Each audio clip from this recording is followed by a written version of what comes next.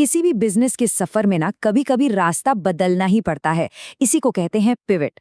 अब ये एक बहुत बड़ा और जरूरी कदम तो है ही, पर सोचिए, ये कुछ कुछ एक तूफानी समंदर में बिना नक्शे के सफर करने जैसा भी हो सकता है। तो आज हम इसी सफर के लिए एक नक्शा तैयार करने वाले हैं। एक ऐसा नक्शा जो हमें स्ट्रेटेजिक रिस्क्स को समझने और उन्हें मैनेज करने में मदद करेगा। तो सबसे बड़ा सवाल यही है, जब कोई कंपनी अपनी पूरी की पूरी दिशा ही बदल देती है तो सबसे बड़े खतरे क्या होते हैं, और इससे भी जरूरी एक कामयाब बदलाव के लिए उन खतरों से निपटा कैसे जाए। चलिए आज की इस चर्चा में इन्हीं सवालों की तह तक चलते हैं। अपने सफर को थोड़ा आसान बनाने के लिए हमने इसे 5 हिस्सों में बांटा है। सबसे पहले हम समझेंगे कि ये पिवट इतना हाई स्टेक्स क्यों है। फिर हम अपना नया रास्ता मैप करेंगे। उसके बाद रास्ते में आने वाले तूफानों मतलब रिस्क्स को पहचानेंगे।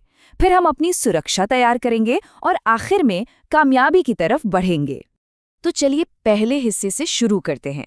देखिए, सबसे पहली और सबसे जरूरी बात, एक पिवट कभी भी घबराहट में लिया गया फैसला नहीं होता। नहीं, ये एक बहुत सोचा समझा स्ट्रेटेजिक मूव है और इसीलिए इसमें दाव भी बहुत ऊंचा लगा होता है। तो ये पिवट असल में है क्या? आसान भाषा में कहें तो ये कंपनी की स्ट्रैटेजी में एक बहुत बड़ा बदलाव है।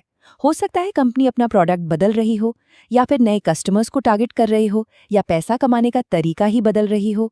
और ये सब क्यों होता है? मार्केट से मिले फीडबैक या किसी नए मौके को भुनाने के लिए। सीधी सी बात है, ये एक ऐसा दाव है जो कंपनी को या तो नई ऊंचाइयों पर ले जाएगा या फिर गहरे संकट में डाल सकता है। तो अब जब हम समझ गए हैं कि दांव पर क्या लगा है, तो दूसरा कदम आता है। देखिए, किसी भी सफर में कामयाब होने के लिए एक साफ सुथरा नक्शा चाहिए होता है ना? हमें पता होना चाहिए कि हम कहाँ जा रहे हैं और क्यों जा रहे हैं। बिल्कुल यही बात एक बिजनेस पिवट पर भी लागू होती है। और ये जो टेबल है ना, ये सिर्फ कोई डॉक्यूमेंट नहीं है, ये इस पूरे सफर का कंपास है। ये 3 सबसे जरूरी सवालों का जवाब देती है। हम बदल क्या रहे हैं, हम ये बदलाव कर क्यों रहे हैं, और हमारे लिए कामयाबी का मतलब क्या होगा। सोचिए, जब टीम में हर किसी के पास इन सवालों का एक ही जवाब हो तो पूरी टीम एक साथ एक ही दिशा में आगे बढ़ती है। ठीक है, तो अब मंजिल पता है, नक्शा भी है, अगला कदम क्या?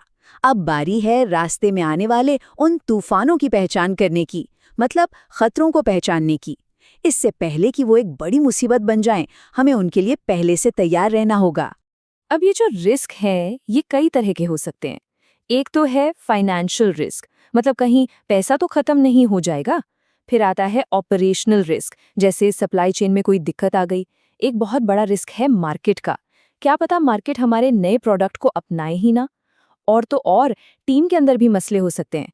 कल्चरल रिस्क, जहां तालमेल ही ना बैठे। इन सभी पर नजर रखना बेहद जरूरी है। तो सिर्फ रिस्क्स की एक लंबी लिस्ट बना लेना ही काफी नहीं है। असली काम तो है उन्हें समझना, और उसके लिए ये 4 स्टेप का प्रोसेस बहुत काम का है। सबसे पहले रिस्क को साफ साफ लिखें। फिर ये देखें कि उसका असर कितना बड़ा होगा, हाई, मीडियम या लो।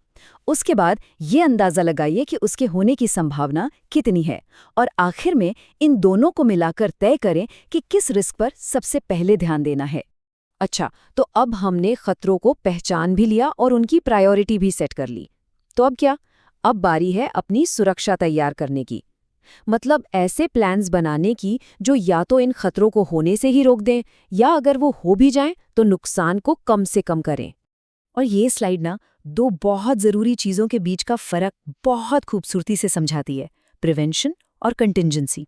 देखिए, प्रिवेंशन का मतलब है तूफान आने से पहले ही जहाज को मजबूत कर लेना, और कंटिंजेंसी का मतलब है कि अगर फिर भी जहाज में पानी भर जाए तो हमारे पास लाइफ बोट तैयार होनी चाहिए। मतलब एक है प्रोएक्टिव और दूसरा है रिएक्टिव, और कामयाब होने के लिए दोनों जरूरी हैं। बिल्कुल, और यही इस पूरी स्ट्रैटेजी का सार है।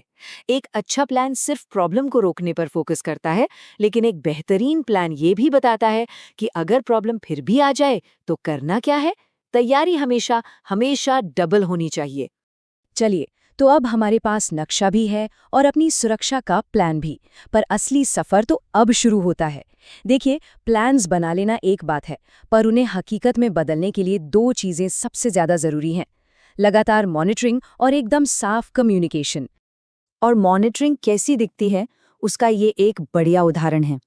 यहाँ हम बर्न रेट को ट्रैक कर रहे हैं, मतलब हम कितनी तेजी से पैसा खर्च कर रहे हैं।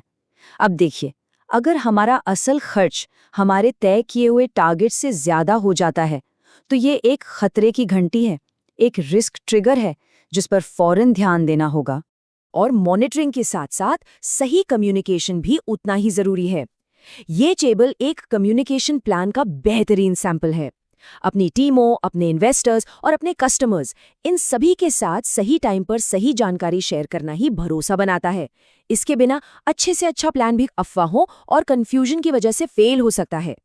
तो इस पूरी चर्चा से सबसे बड़ी सीख क्या मिलती है? वो ये है कि एक अच्छी तरह से बनाया गया रिस्क मैनेजमेंट प्लान एक पिवट के मुश्किल और अस्त-व्यस्त लगने वाले प्रोसेस को एक कंट्रोल्ड स्ट्रेटेजिक मूव में बदल सकता है, मतलब केओस से कंट्रोल तक का सफर। तो अब सवाल ये है कि इस सबको अमल में कैसे लाया जाए। शुरुआत करने के लिए ये एक एक्शन प्लान है। सबसे पहले अपने टॉप 3 सबसे बड़े रिस्क्स को पहचानिए, फिर उनसे फौरन निपटने के लिए शॉर्ट टर्म एक्शन प्लान बनाइए। उसके बाद लॉन्ग टर्म में ऐसी मुसीबतों से बचने की स्ट्रैटेजी बनाइए, और सबसे जरूरी, हर काम के लिए एक ओनर और जवाबदेही तय कीजिए।